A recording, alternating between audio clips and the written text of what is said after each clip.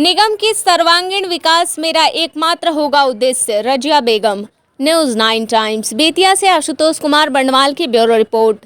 नगर परिषद से नगर निगम का सफर तय करते हुए वर्तमान वार्ड 23 पूर्व में वार्ड संख्या 34 की निवर्तमान पार्षद रजिया बेगम निरंतर 15 वर्षों से जनता के उम्मीदों पर खरी रही हैं, जिसके परिणाम स्वरूप उन्होंने अपने वार्ड का हर संभव कायाकल्प किया और जनता के समर्थन और प्रेम से अपनी एक पहचान अपने वार्ड में दर्ज कराई है।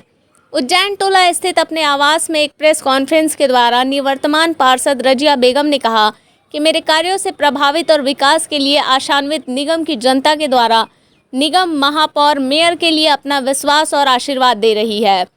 उनके पुकार और सहमति से मैं बेतिया नगर निगम मेयर पद के लिए चुनाव के लिए अपनी दावेदारी दी हूँ। यदि जनता मुझे मौका देती है तो निगम के चहुमुखी विकास के लिए मैं महानगरों के तर्ज पर निगम का विकास के लिए प्रयासरत रहूंगी। साथ ही पर्यावरण को विशेष महत्व देते हुए निगम क्षेत्र में हरित क्रांति के माध्यम से स्वच्छ, हरा भरा और सुंदर बेतिया का एक नया स्वरूप देने की दिशा में ठोस व आवश्यक कदम रखूंगी। निगम के नए परिसीमन के द्वारा जिन सुदूर ग्रामीण क्षेत्रों को जोड़ा गया है उनके लिए विशेष प्राथमिकता होगी, क्योंकि ऐसे ग्रामीण क्षेत्र पूर्व से ही समस्याओं से जूझ रहे हैं और जिस उद्देश्य से बेतिया प्रखंड को खत्म कर निगम का स्वरूप दिया गया है उस उद्देश्य को हर हाल में और हर मुकाम पर पूर्ण किया जाएगा। साथ ही उन्होंने यह भी कहा कि ग्रामीण क्षेत्रों के टैक्सों में भी उनकी स्थितियों को देखते हुए रियायत की व्यवस्था रहेगी। इस मौके पर उनके पुत्र व प्रतिनिधि मोहम्मद आलमगीर अशरफ, जहांगीर अशरफ, फैयाज अहमद, विनोद कुमार यादव, जितेंद्र ओझा, हलीम सिद्दीकी, संजय मिश्रा, मोहम्मद नौसाद, रियाज अहमद, नजारुल भाई समेत अन्य लोगों की उपस्थिति रही। News 9 times. मैं 15 साल से वार्ड पार्षद हूँ, वार्ड नंबर 34 से। सब लोग हमारे काम से खुश हैं। वर्तमान में आप अभी किस चीज़ के प्रत्याशी हैं? मेयर के लिए। जनता से क्या उम्मीद करना चाहती हैं? जी, जनता से उम्मीद करती हूँ कि हमारा जरूर सहयोग करेंगे, जिताएंगे। जिस तरह से हमको 15 साल जीता है इसी तरह से हमको ये मेयर में जिताएंगे।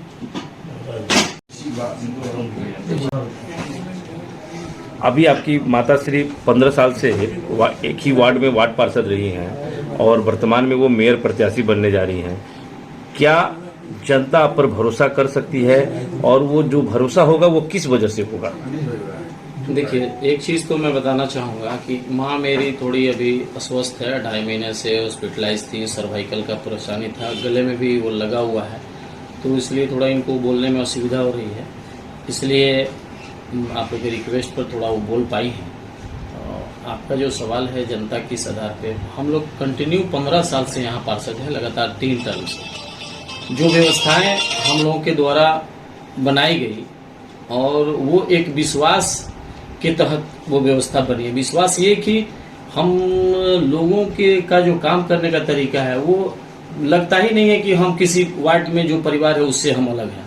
हम लोग को सब आदमी अपना बाल बच्चा बना के आज तक रखे हुआ है और यही आधार है कि हम मेयर चुनाव में इसी बात को रखेंगे और रख भी रहे हैं अपने कैंपेनिंग में कि हमारा ये अधिकार है। मेरे वार्ड में इस तरह के का सागर पोखरा का सौंदर्यीकरण का काम हुआ, शिव मंदिर को सजाया गया और कोविड काल में भी हम लोगों ने जितना बन पड़ा अपने सामर्थ्य के अनुरूप हम लोगों ने राशन वितरण किया और ऑक्सीजन सिलेंडर का 200 250 इंतजाम किया।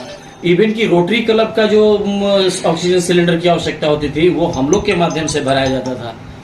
और जिला पदाधिकारी महोदय मेरे यहाँ हम लोगों के व्यवस्था को देख के उन्होंने कहा था कि 400 जिसके दरवाजे पर प्राइवेट वैक्सीनेशन अगर जिसके प्राइवेट दरवाजे पर होगा वहाँ मैं स्वयं जाऊँगा।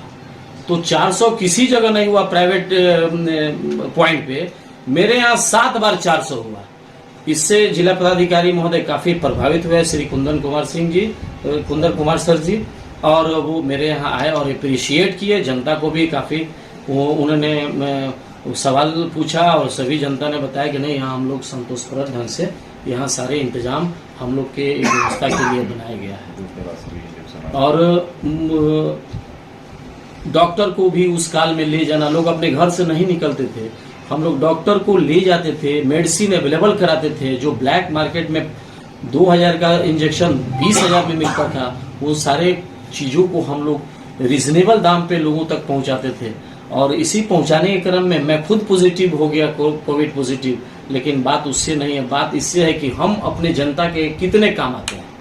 मुझे खुशी है कि बीमार पड़ के भी मैं सेवा करते रहा। और अगर मेरी माँ या हम सब, जिसमें आप लोग भी शामिल हैं, प्रेस का बहुत बड़ा रोल होता है, प्रेस एक स्तंभ है। अगर मेरी माँ जीतती हैं तो हम सभी लोगों के साथ मिलकर इस बेतिया नगर निगम को एक नया आयाम देंगे। और बिहार के धरती पर ये एक अपना बेतिया नगर निगम क्षेत्र के सबसे पहली प्राथमिकता समस्या किस समस्या को देते हैं? देखिए, यहाँ की सबसे बड़ी समस्या बरसात के दिनों में वाटर लॉगिंग है और मच्छर है। और जो नल जल के ठेकेदार के द्वारा किए गए कार्यों का जो सड़क बर्बाद किया गया है, ये 4-5 चीजें एकदम प्रायोरिटी बेसिस से है।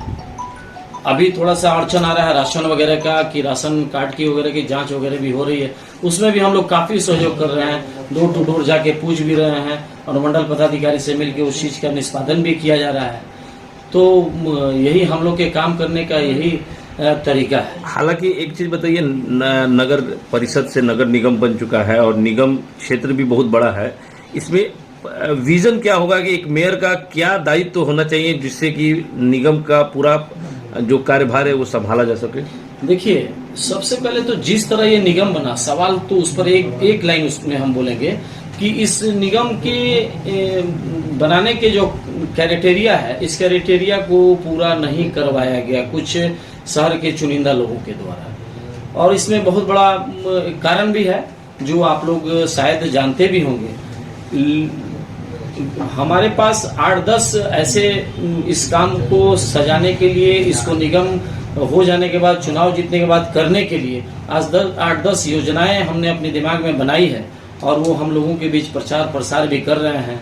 एक तो कूड़ा का संधारण है और जो वाटर लॉगिंग है, जो नदी वगैरह हमारे शहर के किनारे किनारे हैं, उसमें सारे ड्रेनेज सिस्टम को ले जाना है इत्यादि इत्यादि बहुत सारी व्यवस्थाएं हैं। मच्छर से बचाव के लिए कीटनाशक वगैरह का छिड़काव है, मच्छर से बचाव के लिए फॉगिंग वगैरह की कंटिन्यू व्यवस्था है, जगह जगह चापाकल लगाने की व्यवस्था है। बाहर से लोग आते हैं, सुदूर देहात से लोग आते हैं, वो पानी उनको अच्छे क्वालिटी का पानी नल जल योजना द्वारा न बन पाए नल वाले, इस सब पानी का इंतजाम वगैरह भी प्रायोरिटी बेसिस से।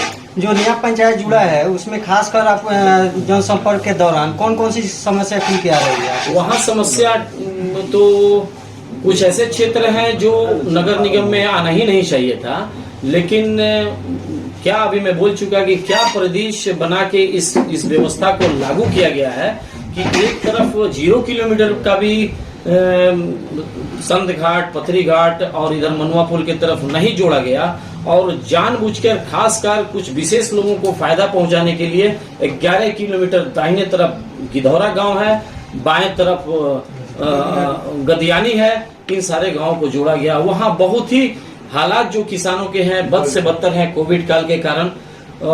तो वैसे जगहों को हम लोग नहीं नगर निगम में लाना चाहिए था और हम लोग को पश्चिम की तरफ बढ़ना चाहिए था, लेकिन हम लोगों ने वैसा हमारे कुछ शहर के लोग हैं जो उस तरह का प्रारूप तैयार होने में अड़ंगा डाले और अपने मकसद में अपने जमीन को चमकाने के लिए, जमीन की कीमत बढ़ाने के लिए कामयाब हुए। जो परिसीमन हुआ है उस परिसीमन के हिसाब से जो सुदूर ग्रामीण क्षेत्र निगम में जुड़ गए हैं, उसमें आपके मेयर बनने के बाद क्या प्राथमिकता होगी उन लोगों की सुविधाओं के लिए, उन लोगों की समस्याओं के लिए? श्रीमान, सबसे पहले मैं जब क्षेत्र भ्रमण के दौरान निकल रहा हूँ तो सुदूर देहात में जाने पर उन लोगों को यही आश्वस्त कर रहा हूँ कि हमारा ये मैनिफेस्टो में है कि जब तक आपको नगर निगम द्वारा, हम लोगों के द्वारा सुविधा न दी जाएगी तब तक आप लोग कर न दे, आपसे कर न लिया जाएगा।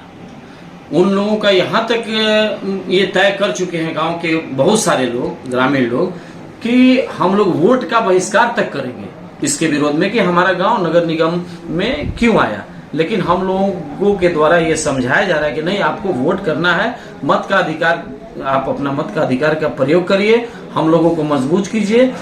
हाउस में हम लोग ये प्रस्ताव लाकर पारित कर कि जब तक आपको सुविधा न दी जाएगी आपसे टैक्स वसूली न की जाएगी। आपका परिचय? मेरा नाम आलमगीर अशरफ हुआ। मैं मेरी माँ श्रीमती राजिया बेगम जी का प्रतिनिधि हूँ और समाज सेवी भी हूँ।